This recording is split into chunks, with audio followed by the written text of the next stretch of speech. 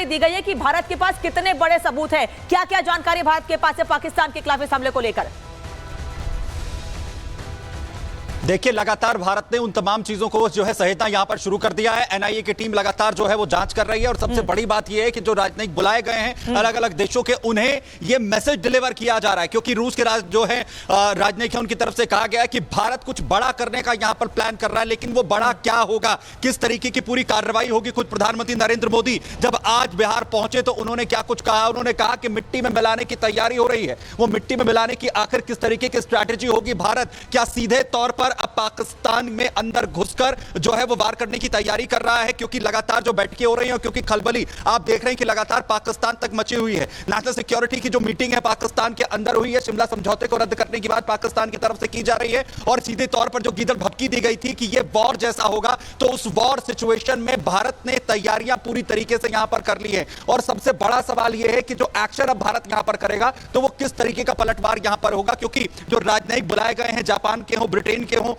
या फिर जो है अमेरिका की तरफ से जिस तरीके से भारत को सपोर्ट यहां पर मिला है, इसमें यह कहा है कि भारत कोई भी एक्शन अब तो भारत के पास सारी जानकारी है सुमित, सारी जानकारी है और वो जानकारियां विदेश सचिवों को भी दी गई हैं और इसी बात से डरा हुआ है जतिन पाकिस्तान ने तैयारी पूरी कर ली है कि अगर भारत की ओर से कुछ किया जाता है तो हम क्या करेंगे। अगर आपने कुछ किया नहीं है तो डर किस बात का है, तैयारी किस बात की है? जतिन, इस पर जवाब लूंगी, आपसे जवाब लूंगी। बड़ी खबर है कि भारत की कार्रवाई से बौखलाया है पाकिस्तान। छटपटाहट में भारत से सारे व्यापार बंद किए हैं, भारत के लिए एयर स्पेस तक बंद कर दिया गया है। भारतीय राजनयिकों की संख्या 30 कर दी गई है, वहीं भारत की कार्रवाई गैर कानूनी बताई गई है पाकिस्तान की ओर से। यही बात जो कर रही थी मैं जतिन, इसी पर जवाब लूंगी आपसे कि पाकिस्तान भारत की कार्रवाई को गलत बता रहा है, लेकिन खुद डरा हुआ है क्योंकि इस पूरे मामले में उसका हाथ है और सबूत भारत के पास है।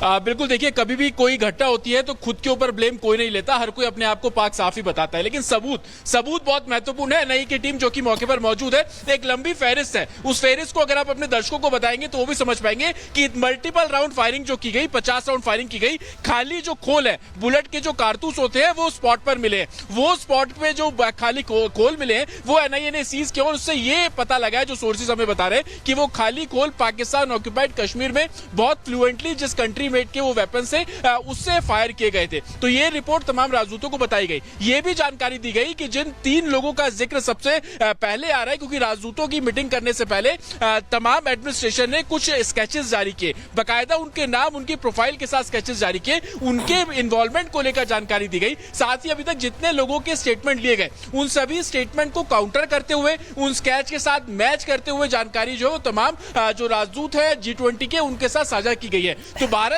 अपनी तरफ से, चाहे वो अंतरराष्ट्रीय पटल पर हो, वो तमाम सबूत तमाम देशों के सामने रख रहा है, ताकि अगर पाकिस्तान कुछ ऐसे काउंटर्स करता है तो वो देश भी उन सबूतों को उसके सामने, पाकिस्तान के सामने रख सके। और यही कारण है कि एनआईए की लगातार टीम इस समय यहां पर मौजूद है और इन्वेस्टिगेशन की जा रही है। मेरे पीछे आप पहाड़ी देख रहे हैं। हालांकि जिस समय राजदूतों के साथ मीटिंग हो रही थी, खुद आईजी रैंक के ऑफिसर, चाहे वो एनआईए के हो, जम्मू कश्मीर पुलिस के हो, वो यहां पर मौजूद थे और उन्होंने भी मुआयना जाकर एक डिटेल रिपोर्ट तैयार की। उस डिटेल रिपोर्ट को दिल्ली भेजा गया और उसके बाद उस रिपोर्ट को ही राजदूतों के सामने टेबल किया गया और तमाम जानकारी अभी तक की इन्वेस्टिगेशन के हिसाब से, अभी तक कितने लोगों को राउंड अप किया गया उसके हिसाब से, जिन वेपन्स का इस्तेमाल किया गया वो वेपन्स किस कंट्री से बिलोंग करते हैं उसकी जानकारी दी गई, किस रास्ते से जो टेररिस्ट है वो दाखिल होते हैं, किस तरीके से टारगेट करते हैं, रिलीजन पूछ के टारगेट करते हैं। ये तमाम ऐसी बातें हैं जो कि डिटेल रिपोर्ट के तौर पर तमाम जो राजदूत है उनको सौंपी गई है। हालांकि अब क्या करने वाला है भारत, उसको लेकर भी जानकारी मिल रही है कि कुछ बातें बताई गई है, जो सैंक्शंस लगाए गए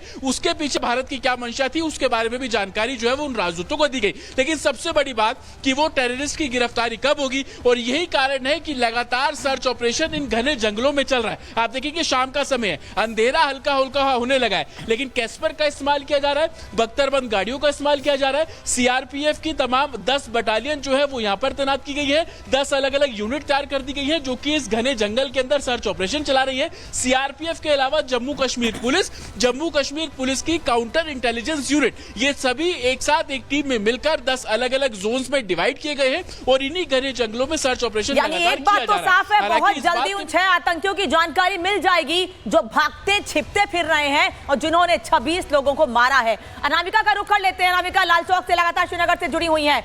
अनामिका, प्रधानमंत्री ने कल एक तरफ सीसीएस की बैठक के बाद बड़े फैसले लिए, वहीं आज बिहार में मधुबनी से साफ कर दिया है कि चुन चुन कर ढूंढ कर मारेंगे जिन लोगों ने पहलगाम में हमला किया है।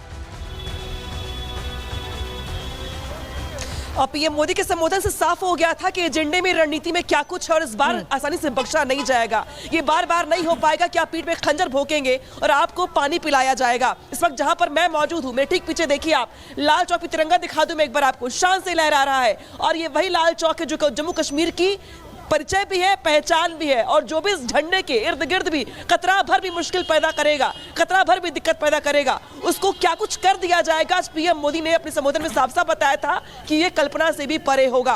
तो लाल चौक पे देखिए गहमा गहमी कैसी बढ़ी हुई है, पुलिस की सिक्योरिटी यहाँ पे बढ़ा दी गई है। इसके अलावा सिक्योरिटी फोर्सेस जो कि रोज के मुकाबले आज ज्यादा दिखाई दे रही है। जो टूरिस्ट आते हैं वो आज तो कम है उनकी संख्या, लेकिन टूरिस्ट के अलावा जो स्थानीय लोग हैं उनकी यहाँ पर मौजूदगी है। जम्मू कश्मीर पुलिस की और एक बात तो साफ है अनामिका, जतिन, विवेक और सुमित, कि लोगों में कश्मीर से लेकर दिल्ली तक डर नहीं है, सिर्फ और सिर्फ गुस्सा है कि इन लोगों को बताना है कि भारत क्या कर सकता है।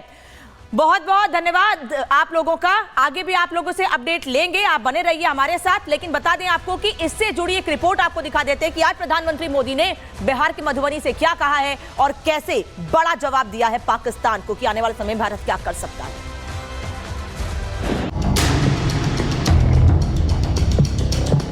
भारत सरकार वो हर कदम उठाएगी जो जरूरी और उपयुक्त हो।